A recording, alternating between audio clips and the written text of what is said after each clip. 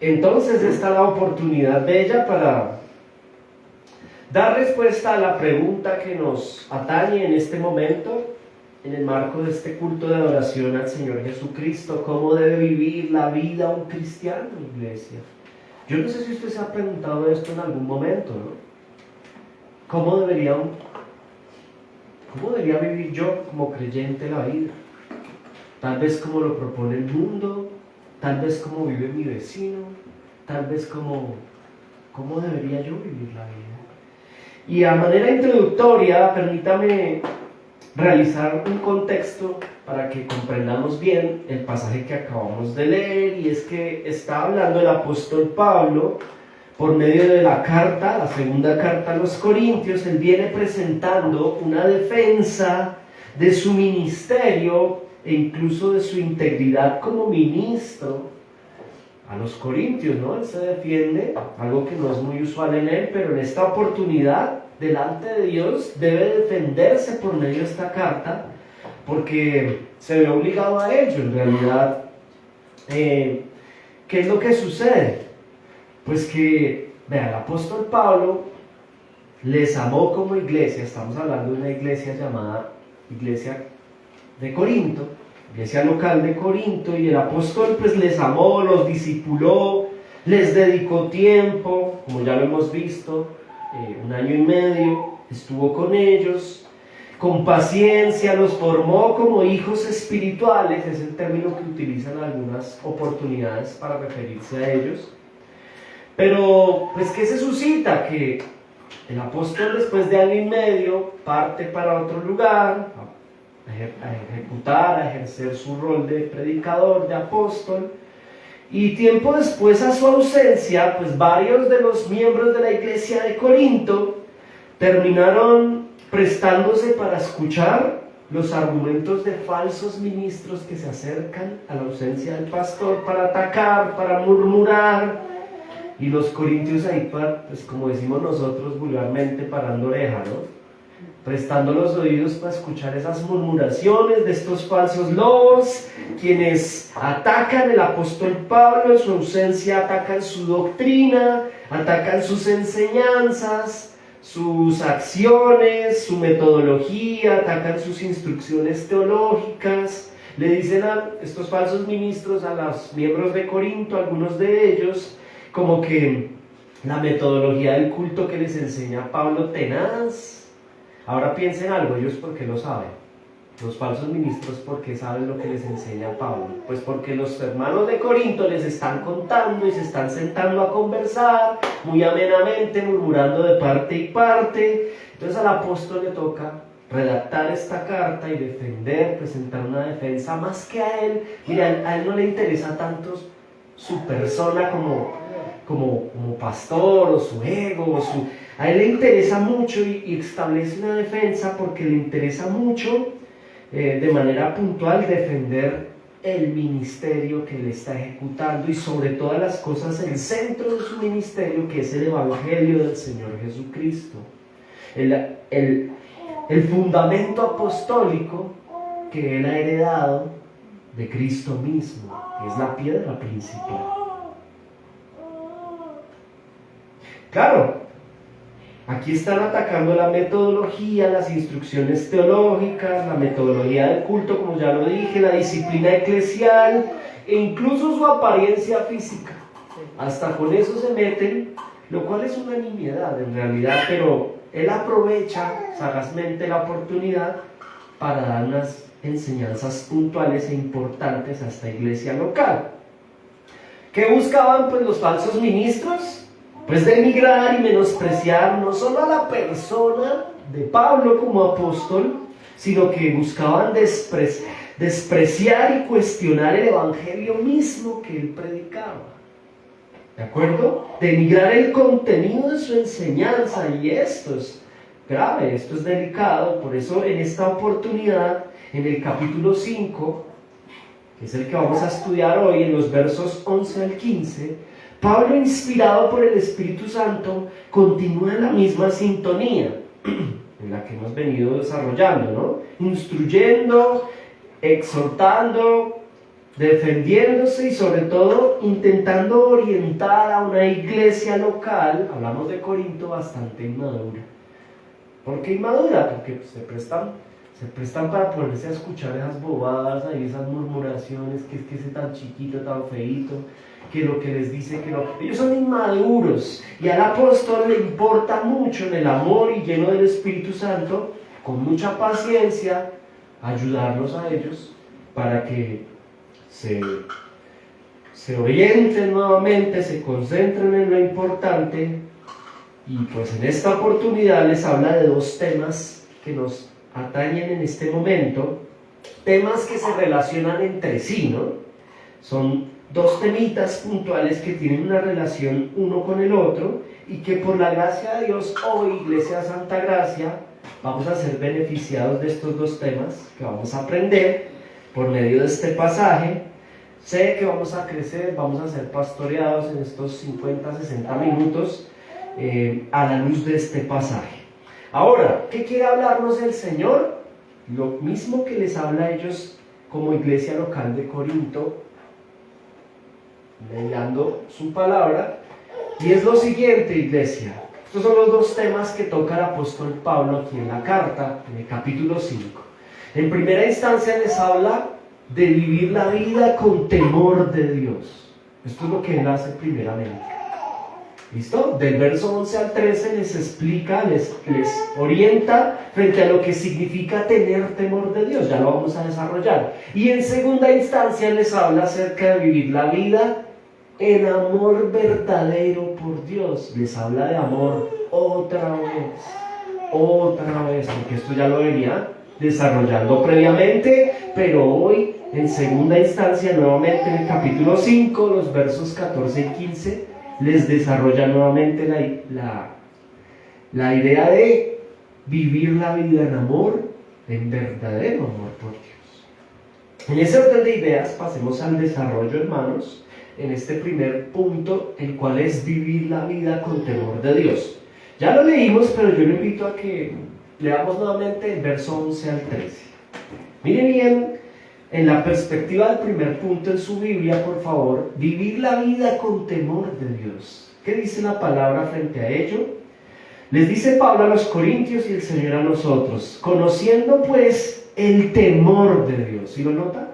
Vivir la vida con temor de Dios. A él le importa que ellos conozcan qué significa tener temor de Dios. Conociendo pues el temor del Señor, persuadimos a los hombres, pero a Dios le es manifiesto lo que somos como cristianos, y Él como pastor, y espero que también lo sea a vuestras conciencias. No nos recomendamos pues otra vez a vosotros, sino os damos ocasión de gloriarnos por nosotros, para que tengáis con qué responder a los que se glorían en las apariencias y no en el corazón. Porque si estamos locos, es para Dios, y si somos cuerdos, es para vosotros. Amén. De entrada en el verso 13, usted lo notó, el apóstol Pablo, inspirado por el Espíritu Santo, les comunica a sus discípulos en Corinto que él como apóstol ha sabido vivir su vida ¿en qué? En temor de Dios, en verdadero temor de Dios. Por eso les argumenta lo que sigue en el verso 11b. ¿Qué les dice en el verso 11b? Usted ve ahí el argumento claro, ¿no? Les dice, pero a Dios le es manifiesto lo que somos, y espero que también lo sea a vuestras conciencias. ¿Qué quiere decir esto, hermanos? Esto es importante porque lo que les está comunicando es lo siguiente, pues Dios sabe, a Él es manifiesto y Dios sabe lo que nosotros somos. Es decir, Él no habla en primera persona, habla de Él, de sus compañeros de milicia, de quienes le acompañan en el ejercicio ministerial. Y Él les dice a los corintios, Dios sabe quiénes somos. ¿Por qué les dice esto, hermanos? Porque, a ver, como lo vimos en la introducción, hay unas conversaciones en tono de murmuración con falsos ministros, donde se cuestiona incluso la integridad del apóstol Pablo. Entonces Él les dice, yo vivo en el temor de Dios. Dios sabe lo que somos. Él lo sabe. Y espero, les dice, que ustedes también lo sepan. Yo esperaría como apóstol y como pastor que ustedes tengan la certeza de que nosotros vivimos en el temor de Dios. Él espera que ellos tengan claridad en sus condiciones y en sus conciencias como discípulos de Corinto, el temor de Dios que posee el apóstol y su pastor.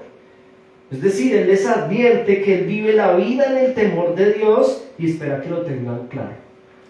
Eso es como cuando la mamá le decía a uno regañándolo o el papá, y es para que le quede claro, que le quede claro, más o menos algo está sucediendo ahí, qué pena, pero que les quede claro, Dios sabe que vivimos en el temor de Dios, y espero que en sus conciencias lo tengan claro.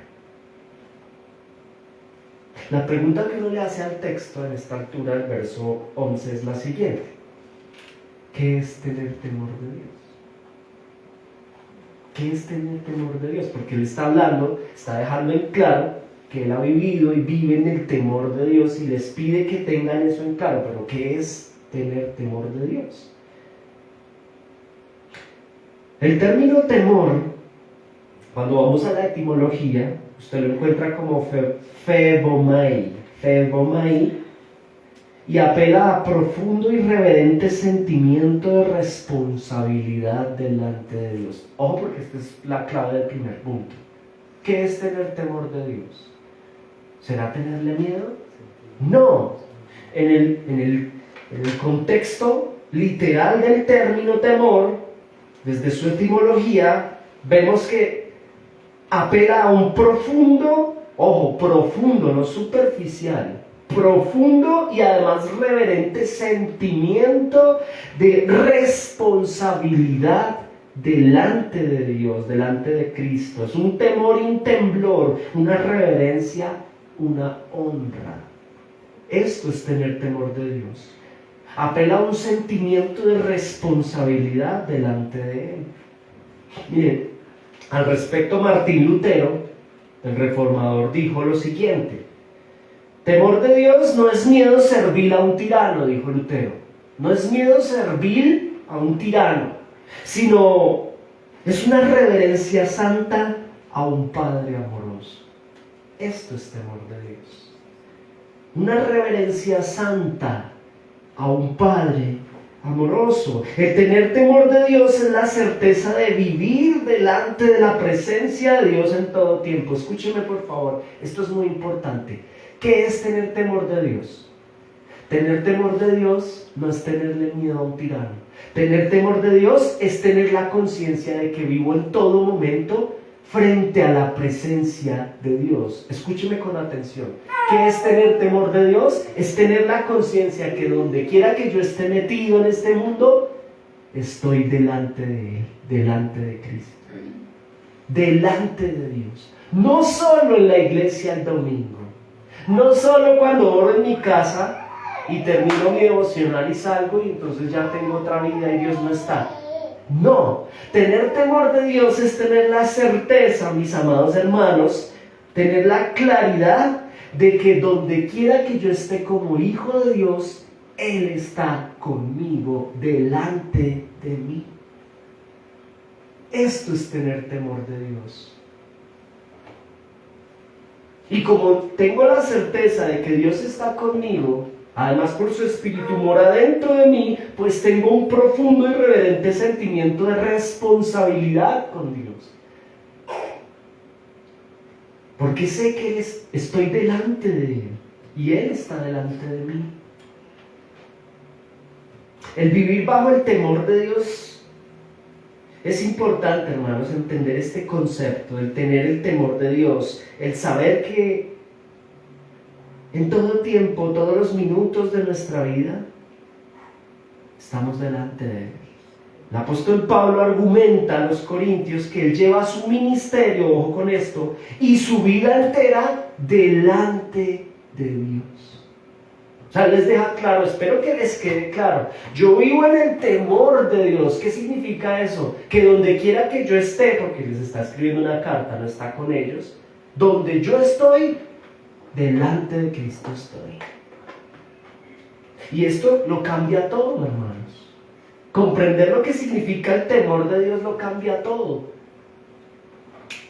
Para Pablo es importante que sus discípulos en Corinto entiendan que tener temor de Dios se trata de comprender que la vida misma, enteramente, nuestra vida como cristianos, se vive delante del Señor. Todo lo que decimos, todo lo que pensamos, todo lo que hacemos, a todos los lugares donde entramos, tenemos la conciencia de que Dios está allí. Esto es vivir en el temor de Dios. Y claro, tener la conciencia de que vivo delante de Cristo en todo momento produce un profundo y reverente sentimiento de responsabilidad.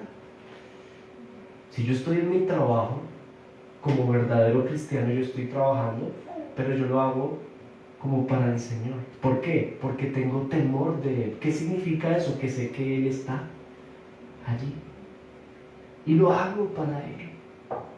Aún en la intimidad, hermanos. Por eso les digo que esto cambia todo. Cuando creemos que nadie nos ve, en lo oculto. Tener temor de Dios es tener la conciencia de que me puedo esconder en donde sea, pero Él está allí. Y eso produce una responsabilidad en mi alma delante de Dios. Restringe mi concupiscencia pecaminosa. Aprender a vivir bajo el temor de Dios es determinante como verdaderos hijos. Y acuérdense la pregunta de nuestra predicación, ¿no? ¿Cómo debe vivir la vida un cristiano? Número 1, en temor de Dios. Un verdadero cristiano no es como el fariseo, ¿no? Que escoge unos días para estar y mostrarse religioso y el resto de la semana tener otra identidad, como si Dios no está ahí. Soy yo conmigo mismo, yo soy el Dios de mi vida, yo hago lo que me satisface a mis placeres carnales, pero luego entonces tengo una cita con Dios un día especial en la semana y allá sí me porto juicioso porque Él me está viendo. Eso no tiene sentido, hermano. Eso es no comprender lo que significa el temor de Dios. Y aprender a vivir bajo temor de Dios es determinante. Como verdaderos creyentes, tener una convicción de la constante vida ante la presencia divina en todo lugar, en todo momento. Ahora, nos atañe como Santa Gracia algo, hermanos, y es que el creyente actual, pues frente a este primer punto, la verdad es que, seamos honestos, el creyente actual tiene frente a esto graves dificultades que deben ser corregidas. Estamos hablando del creyente en Corinto y, ¿por qué no?, el creyente actual. ¿Ok? Nosotros tenemos posiblemente frente a esto graves dificultades que deben ser corregidas porque se vive la vida, hermanos, sin temor de Dios muchas veces. Es decir, como que se vive una doble vida, como si fuera una doble identidad. Esto hay que corregirlo. Eso de hecho es demasiado extraño, ¿no? El no comprender lo que significa el temor de Dios es un gran problema para un cristiano. El no comprender que el temor de Dios es la conciencia y la convicción de saber que en todo lugar estoy delante de Cristo. Y eso genera una responsabilidad que me da temor.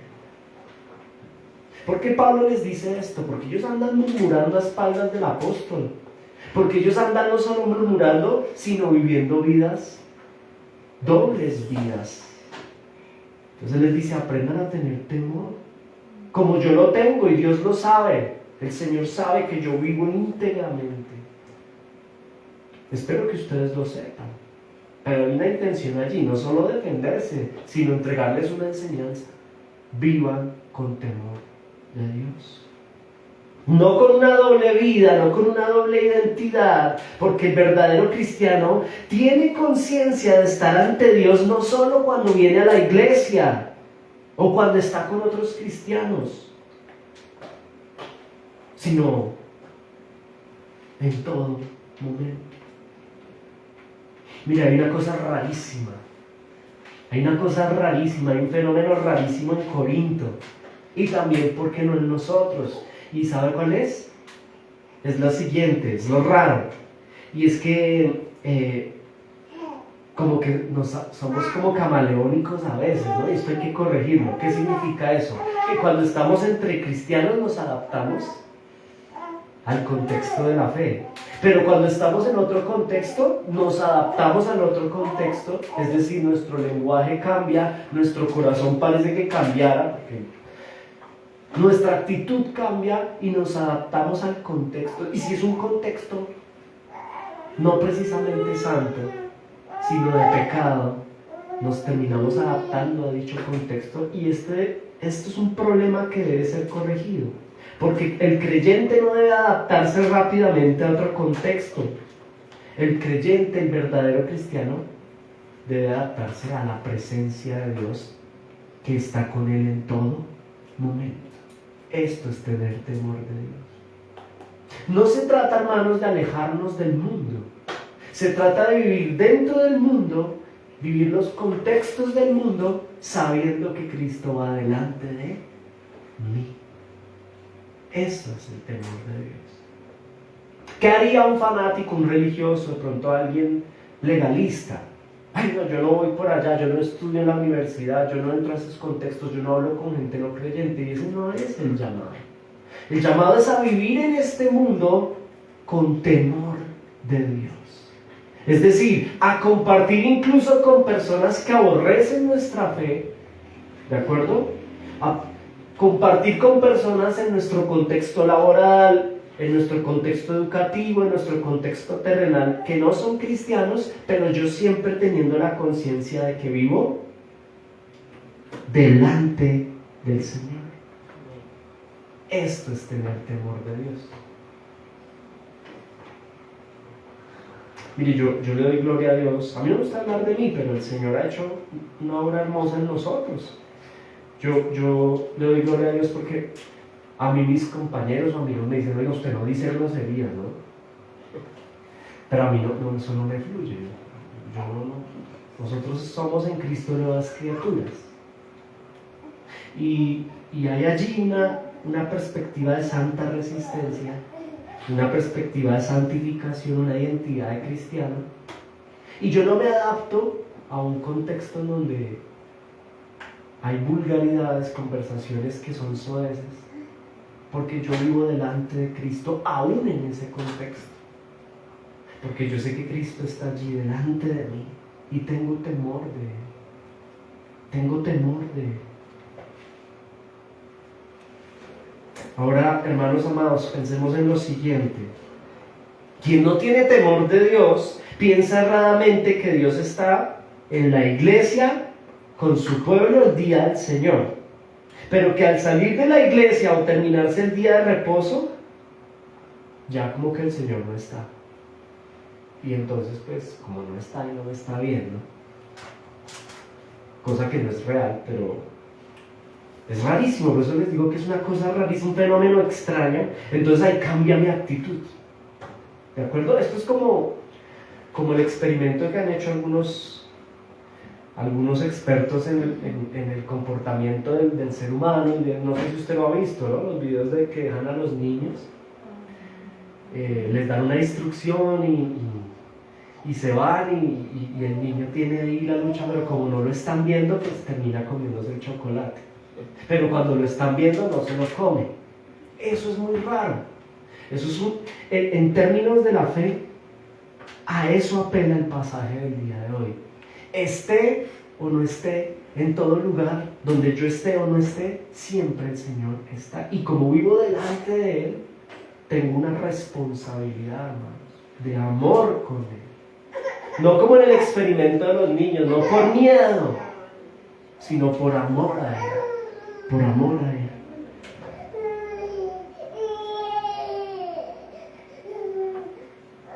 Avancemos, iglesia. El apóstol Pablo en esta defensa dice que él ha llevado su ministerio y su vida con temor de Dios, sin doble vida, porque lo están acusando de tener una doble vida. ¿Sabe qué está sucediendo en el pasaje, hermanos? Usted lo ve en los versos más adelante, ¿no? Él dice, ahora para que tengan que decirle a ellos, ¿no? ¿Qué está sucediendo? Pues que el apóstol Pablo ha estado preso. ¿Por qué? ¿Por ladrón? No. ¿Por corrupto? No. Porque él es un hombre de Dios. Él está preso por predicar el evangelio. Pero algunos están murmurando y están diciendo, ese no tiene ni temor. Ese no anda con Dios. Claro, ese está en la cárcel. Por algo será, ¿no? Ay, tenaz. Eso decían sus enemigos. Pero él aquí le afirma a sus hermanos en Corinto que él ha sido íntegro, transparente y que ha sabido vivir aún en la prisión delante de Dios. Y los reformadores tenían una frase y es corandeo. Corandeo. Corandeo significa delante de Dios. Vivimos nuestra vida corandeo, delante de Dios, es lo que les comunica Pablo. Dios sabe que yo he vivido corandeo delante de su presencia. Espero que ustedes lo tengan claro. Les dice a los corintios. Porque la falta de integridad en el cristiano actual es inminente, ¿sabe? Debemos entender estas palabras. Este primer punto, Iglesia Santa Gracia, es bastante determinante para nosotros. Trabajar para que nuestras vidas como hijos de Dios, es la invitación del pasaje, sean íntegras. Y esto lo produce la conciencia del temor de Dios. El saber que estamos absolutamente todos los minutos de nuestra vida corandeo delante de Dios. Cuando usted y yo hablamos por teléfono, estamos delante de Dios. Cuando le hablamos a nuestros hijos, a nuestros empleados si somos empleadores, o a nuestros jefes si somos empleados. En absolutamente todo contexto, en el matrimonio, cuando conversamos con nuestros cónyuges, estamos corandeo delante de Dios. Cuando hacemos negocios, cuando montamos en el transporte público, cuando comemos, estamos corandeo delante de la presencia de Dios. Y allí hay una responsabilidad. Cuando estoy con mi teléfono celular en la intimidad, allí hay temor de Dios. Debe haberlo. En el verdadero cristiano hay una invitación a aprender a vivir la vida con temor a Él, saber que Él está allí y está observando. Pero hermano, no, mire, no lo tome por favor como el libro de George Orwell, el gran hermano ahí que está mirando y si ve, cayó. No se trata de vivir entonces, no, eso sería una pésima interpretación de las Escrituras. El temor de Dios, la conciencia de que vivimos delante de Dios tiene otro propósito. Y es como, ya lo va a explicar Pablo, ya lo va a explicar en el segundo punto. Y tiene que ver con el amor, no con la obligación y con el yugo en sí.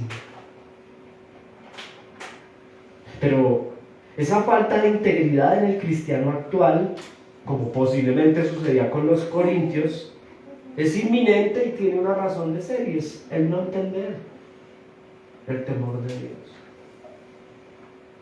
Cuando uno es joven, pues yo no estoy tan mayor, pero tampoco estoy tan jovencito, ¿no? Pero pensando en los jóvenes cuando están en esa etapa de que buscan su pareja y todo el tema, y hermano, hasta para tener una cita con alguien que de pronto a mí me llama la atención, corandeo, delante de Dios estoy. ¿Qué estás haciendo con tu sexualidad?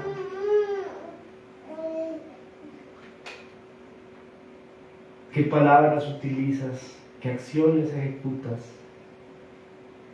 En toda área de nuestras vidas, hermanos, debe haber una integridad que es inminente y directamente proporcional a la comprensión de lo que significa tener temor de Dios. Hasta para vestirse, hermano. Tienes una cita eterna con el Señor, Él está delante de ti. ¿Cómo es tu atuendo?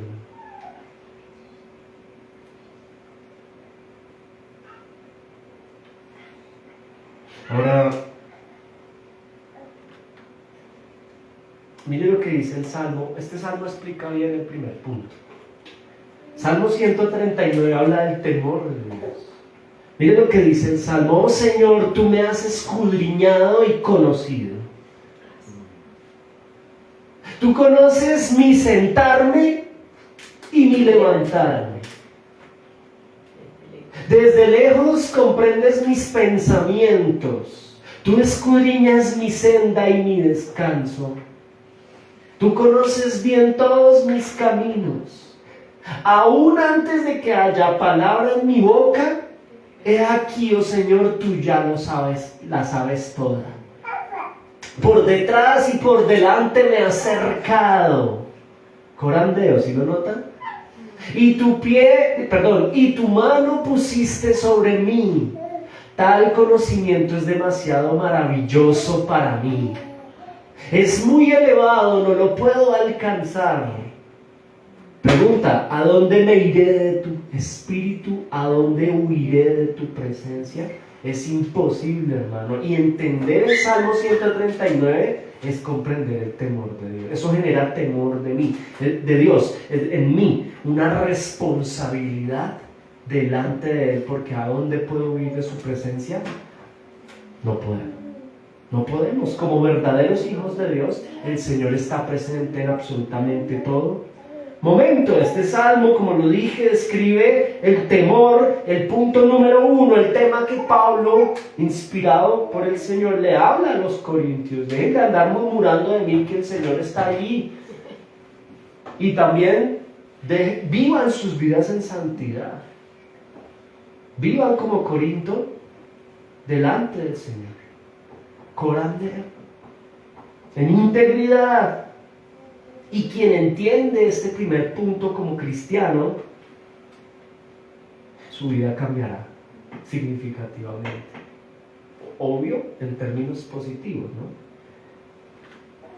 El temor de Dios mantiene la integridad, ¿sabe? Esta última pregunta del Salmo 139, verso 7: ¿a dónde me iré de tu espíritu? Si somos verdaderos cristianos, es imposible, porque el Espíritu mora dentro de nosotros, no podemos huir de Él. ¿A dónde huiré de tu presencia? Siempre delante del Señor. Pues la respuesta retórica: en ningún lugar. En ese orden de ideas, tengo temor de Dios y camino en integridad. Diga conmigo: integridad. Integridad. El temor de Dios mantiene la integridad, y Pablo les deja en claro que su vida es temerosa del Señor. Verso 11: conociendo pues el temor del Señor, persuadimos a los hombres, pero a Dios le es manifiesto lo que somos. Y espero, Corinto, que también lo sea vuestras conciencias, que somos íntegros, que somos temerosos. Es decir, que tenemos claro que a donde estemos, el Señor está delante de nosotros. Tremendo, ¿no? Ahora, miren el verso 12, para que avancemos. Miren 12 del mismo capítulo 5, porque luego les dice: no nos recomendamos pues otra vez a vosotros, sino os damos ocasión de gloriarnos por nosotros, para que tengáis, ojo con esto, con qué responder a los que se glorían en las apariencias y no en el corazón. Ahí les está hablando de un grupo de personas. ¿De acuerdo? Pero ojo, porque en el verso 12: a Dios le es manifiesto lo que somos, espero que a ustedes también. Él se está refiriendo a falsos ministros que se glorían de que tienen respaldo de Dios por lo que se ve con los ojos, por las apariencias, por el dinero, por las comodidades, por los lujos materiales. Todo lo contrario a lo que Pablo tenía, ¿no? En realidad. El apóstol Pablo, pues no, hermano, vea, él les está hablando algo muy puntual, y él como apóstol vive su ministerio en la riqueza, en la pobreza, en la escasez, en la abundancia. No hay allí una estabilidad, porque su ejercicio ministerial no se lo permite. Además, hay persecución, hay odio, hay división, hay angustias, aflicciones sin límites. Y hay una gente que se está aprovechando de eso para murmurar de él a los corintios y decirles: ese no anda con el Señor. Entonces, ¿qué sucede acá?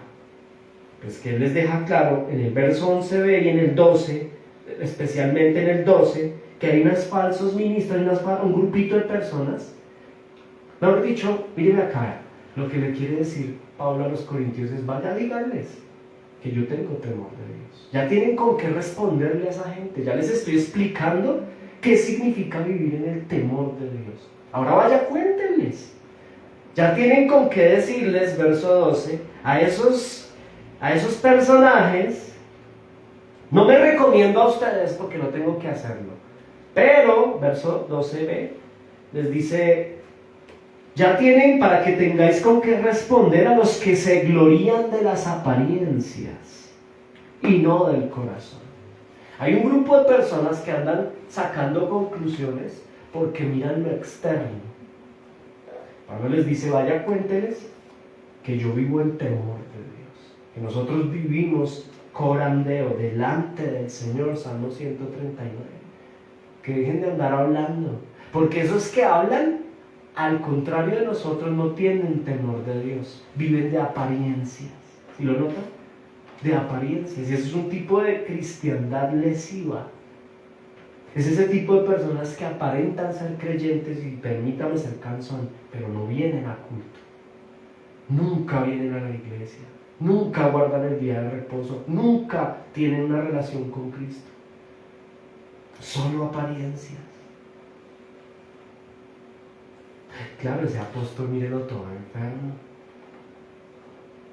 En cambio nosotros, miren, no vamos a culto, nosotros no somos religiosos, pero estamos bien, tenemos platica, una casa aquí tenemos, vean, estamos chévere, comemos rico.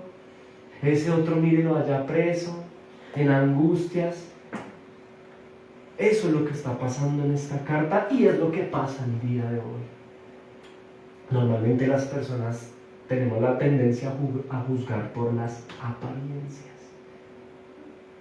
Pero aquí hay un argumento maravilloso. Ya tienen con qué decirle a la gente que murmura que no se trata de lo aparentemente agradable o desagradable a los ojos, se trata del corazón. ¿Y qué hay en nuestro corazón? Punto número 1: temor de Dios.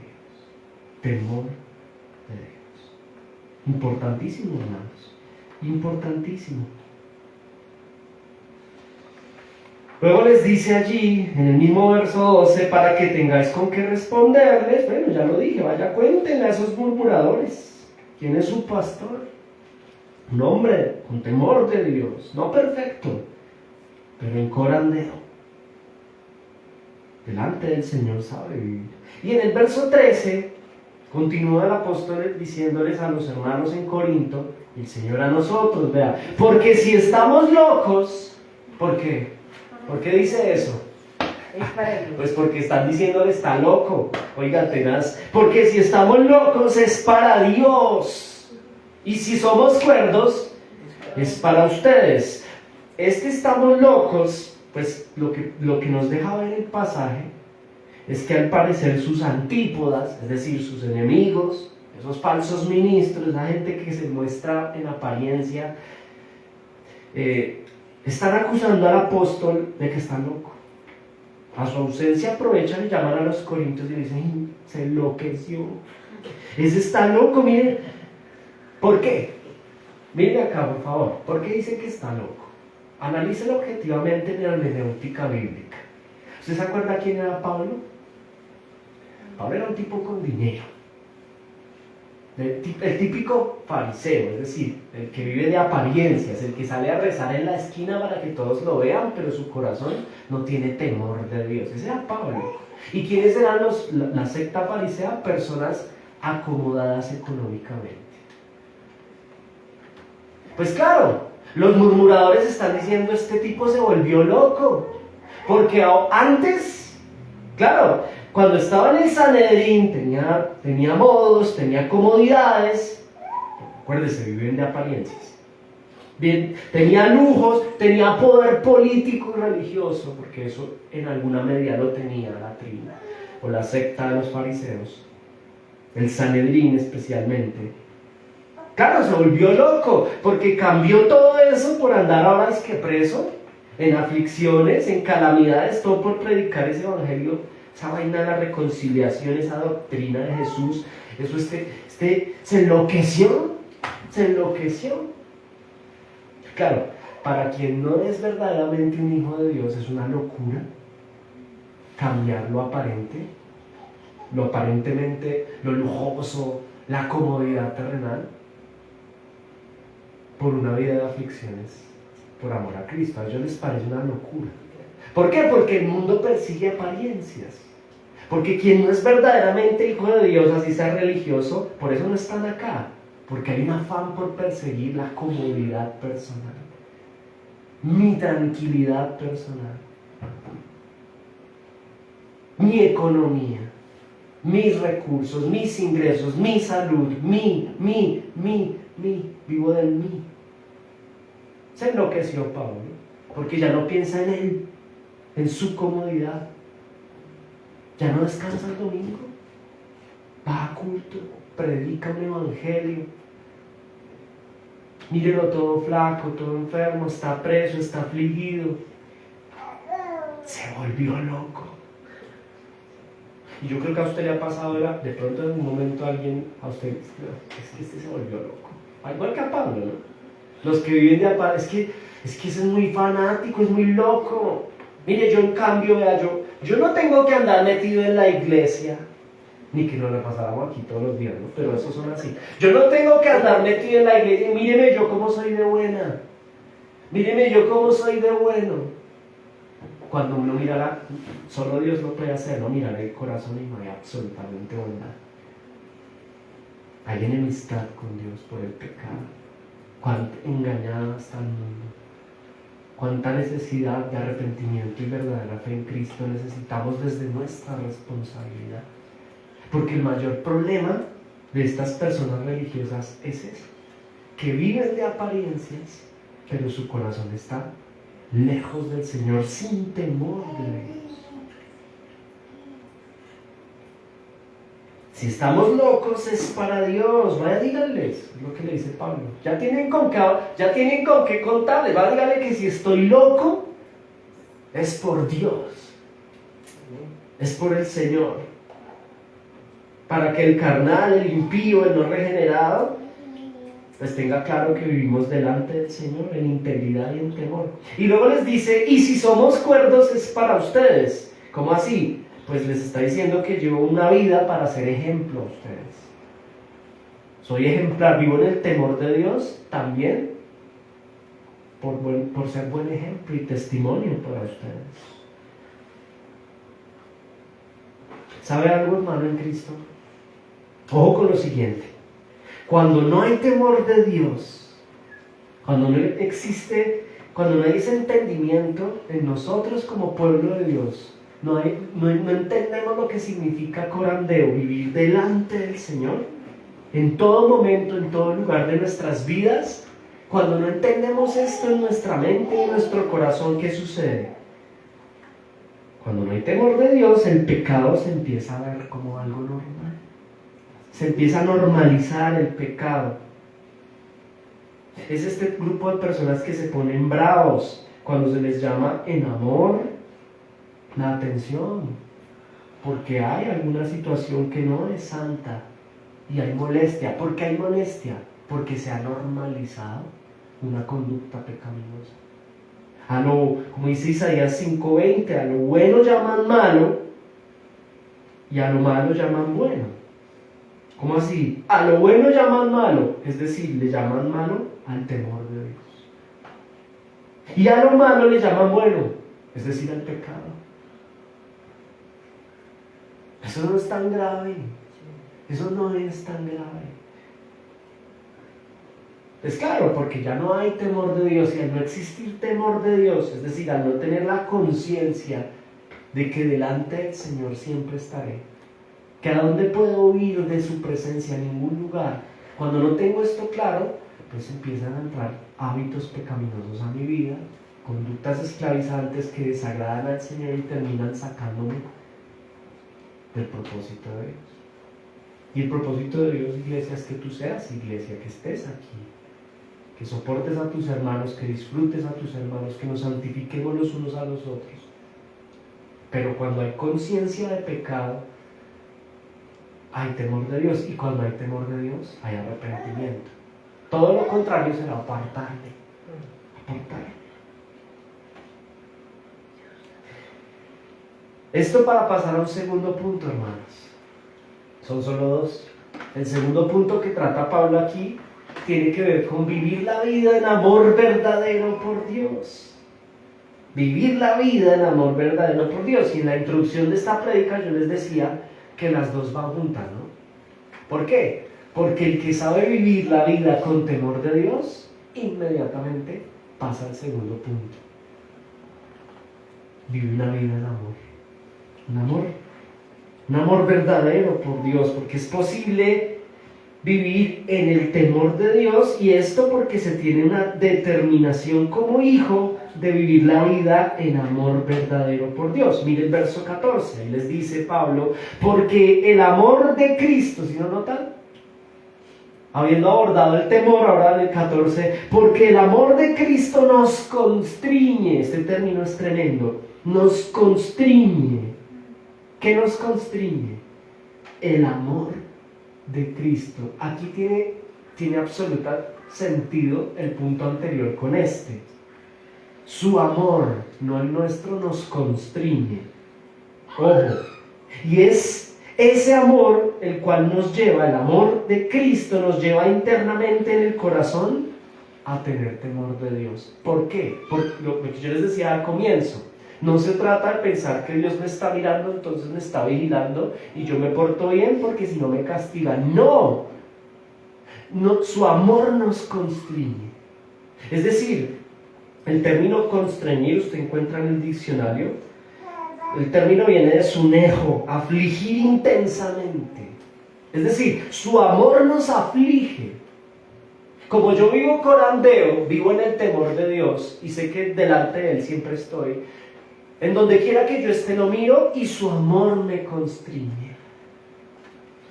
Lo que Él hizo por mí, la obra de gracia en la cruz de Cristo, me constriñe. Porque yo no merecía en lo absoluto ser perdonado y reconciliado con el Padre.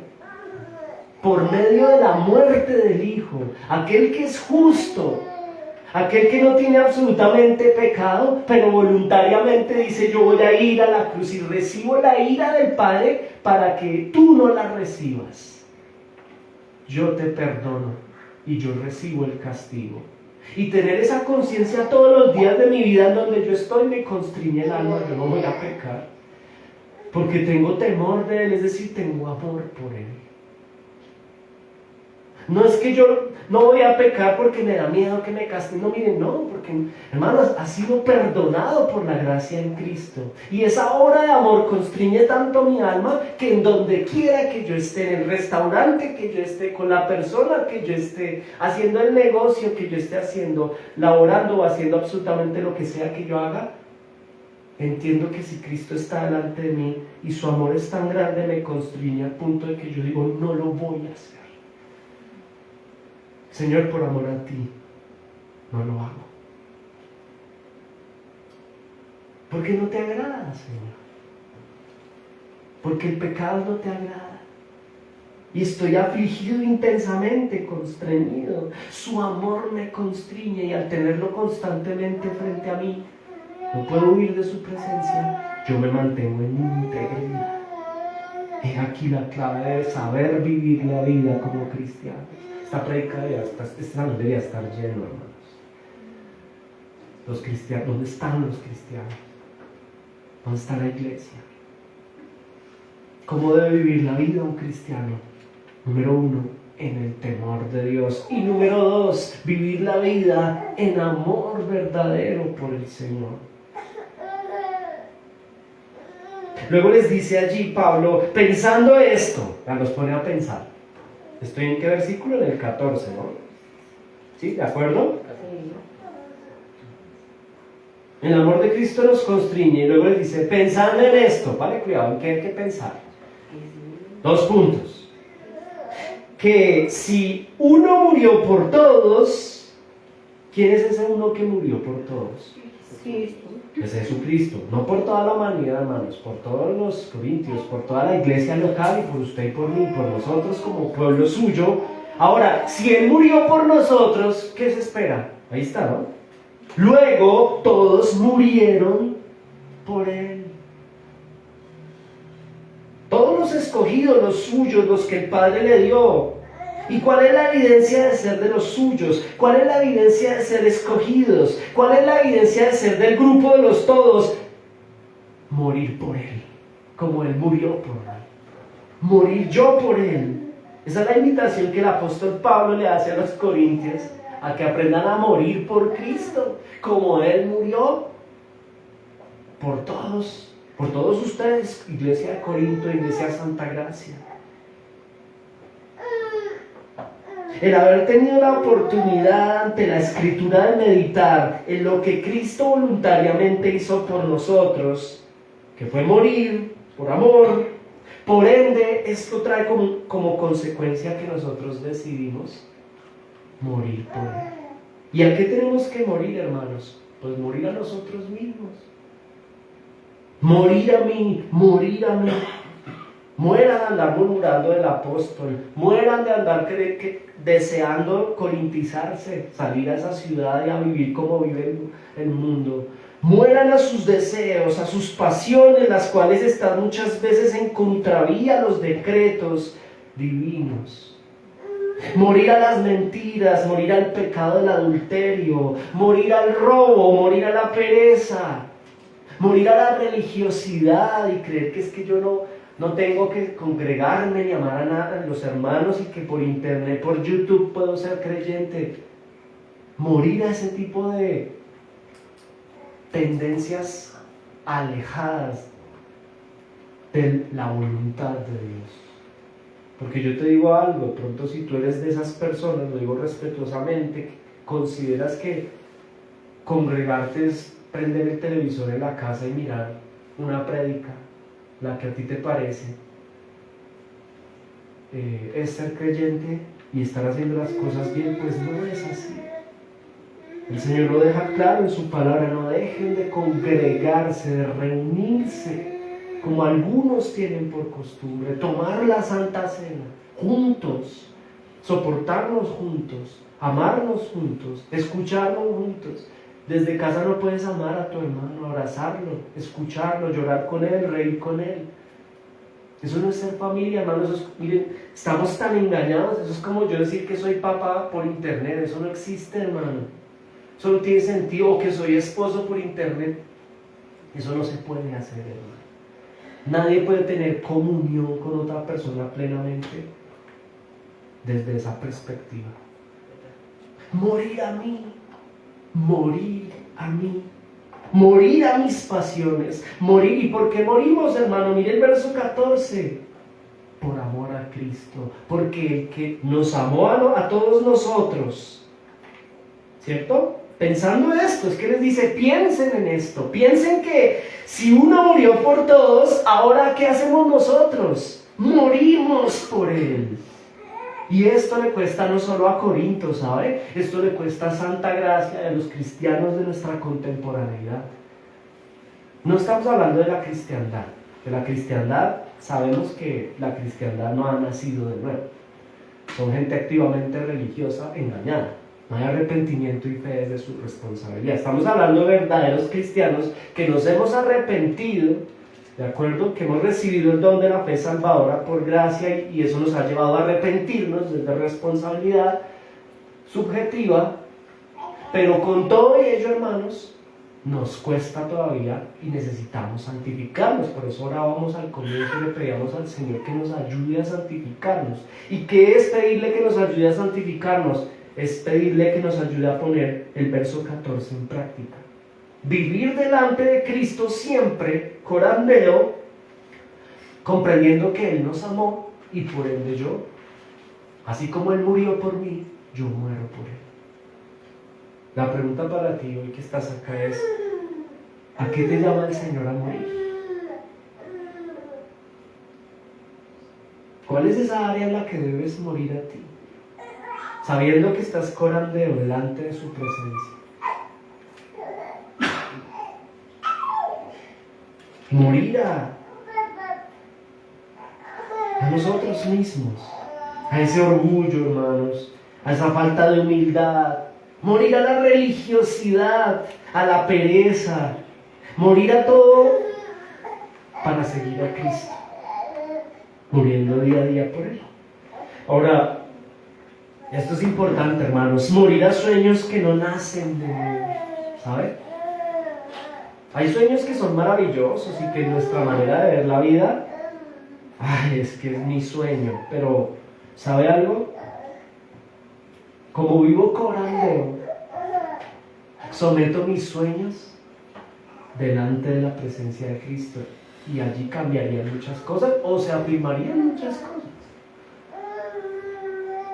Morir, si es necesario, a nuestros sueños si no nacen de Él. Porque si nacen de Él, está bien. ¿Y cómo sé si mi sueño no viene o si viene de Él? Pues está en la Escritura, hermano. Él reveló su voluntad. Ahí está su voluntad revelada. Y si dentro del marco de su voluntad revelada en la Escritura hay cosas que yo sé, que en mi conciencia sé, que no están de acuerdo a su palabra, corandeo, muero. Como Él murió por mí, ahora yo, se espera, versículo 14, que nosotros muramos. Sí, muramos por Él. Y dice el verso 15, hermanos, el último versículo dice, y por todos murió, todos los suyos, para que los que viven, ¿qué ahora qué hacemos, hermanos? ¿Cuál es la instrucción? Ya no vivan para sí, sino para aquel que murió y resucitó por ellos. Y esto es, yo creo que es demasiado importante, determinante. Punto número 2, ¿cómo debe vivir la vida un verdadero hijo de Dios? Aquí está la respuesta. Aquí está el verso 15. Que ya no vivamos nosotros, ya no vivan para sí, ya no vivan para sí, sino que vivamos ahora para Él. Y esto no lo soporta, esto no lo puede soportar una persona que vive de apariencias o que no tiene una conversión genuina. Porque una persona que no tiene una conversión genuina no está capacitada para morir a sí mismo. De hecho, su vida, toda la vida suya está dedicada a quién, no a Cristo, sino a sí mismo. Pero un verdadero cristiano tiene un llamado y es a vivir la vida muriendo a sí mismo. Muriendo a sí mismo. Finalmente, hermanos, para concluir, ¿cuál viene a ser el aplicativo para Santa Gracia? Para nosotros como iglesia local. Pues es sencillo, hermanos. El falso creyente o el cristiano cultural, digámosle mejor así, el cristiano cultural se diferencia del genuino hijo de Dios. ¿En qué, hermanos? ¿En qué se diferencia? En esto. El temor. En estos dos puntos. En el tener temor de Dios o en el amor. Temor y amor. Esa es la diferencia entre un cristiano cultural, ¿de acuerdo? Y un verdadero hijo de Dios. En estos dos puntos encontramos la diferencia entre una persona farisea, respetuosamente dicho en términos de lo que significa en la teología el concepto de fariseo, es decir, altamente religioso que vive de apariencias, pero que en realidad no tiene un temor ni un amor por el Señor. Y sabemos que amor por Dios, ¿qué es? Versículo 15, morir a mí, eso es amor. Si usted entiende el versículo 15, usted va a tener un maravilloso matrimonio, hermano. ¿Por qué nos cuesta el matrimonio tanto? Porque nos cuesta morir a nosotros. Claro, si el esposo no muere a sí mismo y la esposa no muere a sí misma, pues nunca van a poner de acuerdo. Pero si morimos a nosotros mismos, la cosa va a fluir mucho más fácil. Esto solo en el marco de las relaciones sociales matrimoniales, en la iglesia. Yo tengo que aprender a morir a mí para poder amar a mi hermano. Y si mi hermano muere así para amarme a mí, mire, todo fluye de una manera idónea. Pero el tema aquí es morir a mí por amor a Cristo. Estamos hablando del amor a Él. Y como les decía en términos aplicativos, iglesia, aquí se diferencia el verdadero creyente con el que no es verdadero creyente. Porque el verdadero creyente tiene una responsabilidad de vivir la vida en estos dos sentidos. Y como tiene el Espíritu Santo tarde que temprano nos ayuda, nos capacita, nos santifica y nos guía para vivir de esta manera. En cambio, el activamente religioso se resiste a estos dos puntos.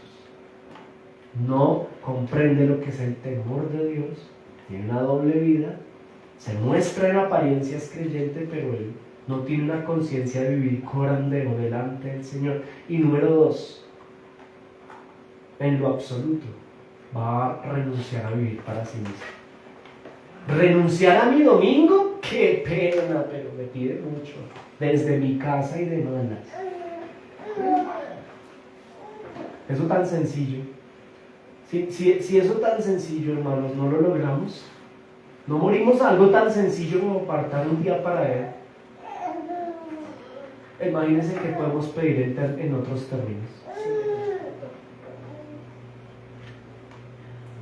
A modo aplicativo, hermanos, hay un llamado, santa gracia, a nosotros de parte del Señor a vivir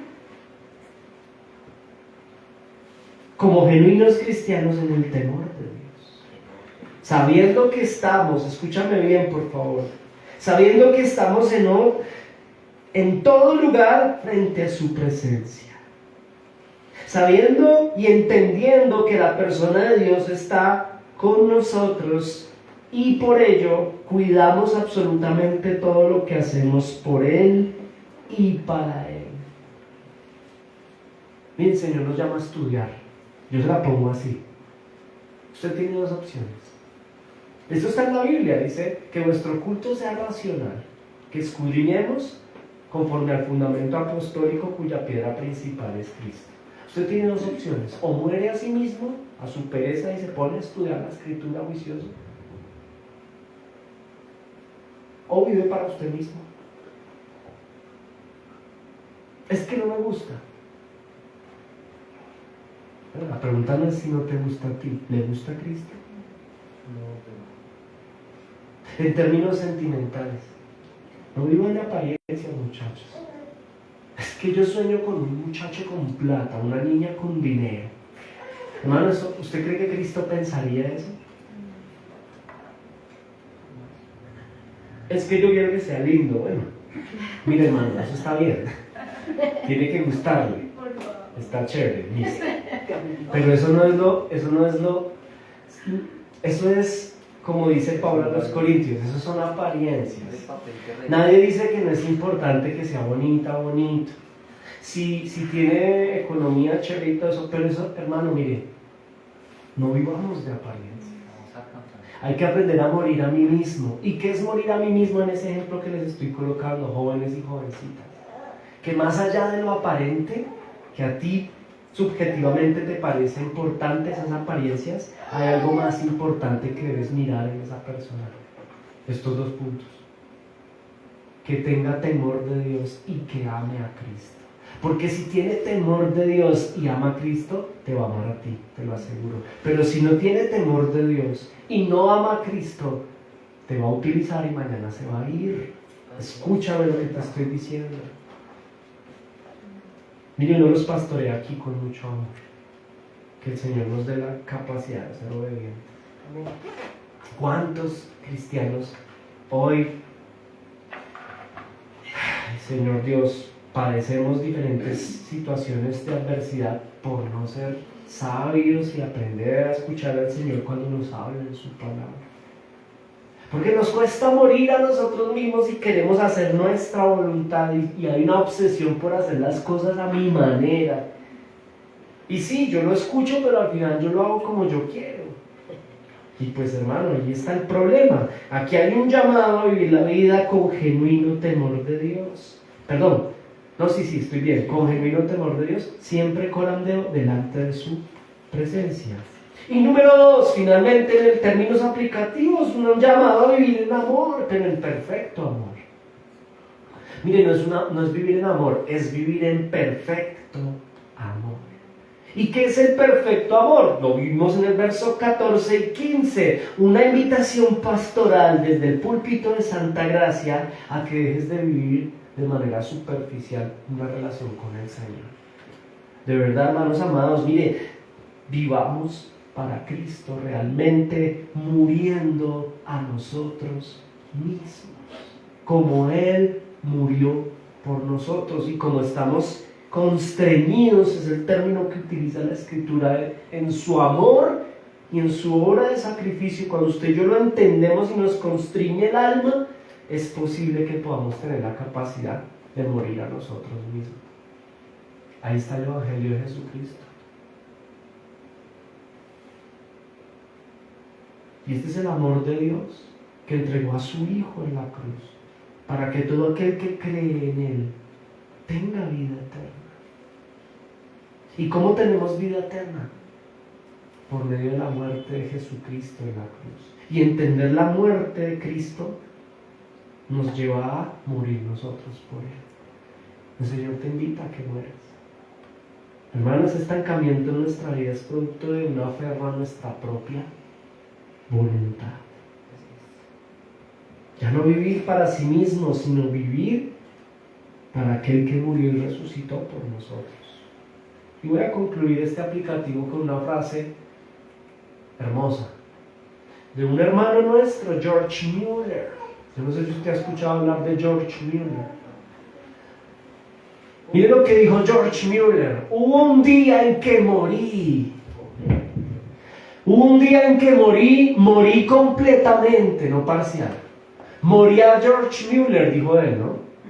Y a sus opiniones, preferencias, gustos y voluntad. Morí al mundo, a su aprobación o crítica. Morí a la aprobación o censura incluso de mis hermanos y amigos. Y desde entonces he procurado solamente presentarme a Dios aprobado. Esto es amar a Dios.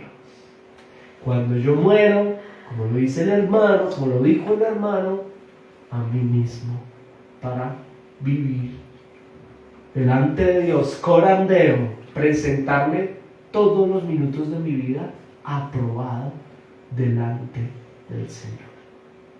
Eso lo cambia todo. Todo. Cambia la vida del creyente. Pongámonos en pie, hermano.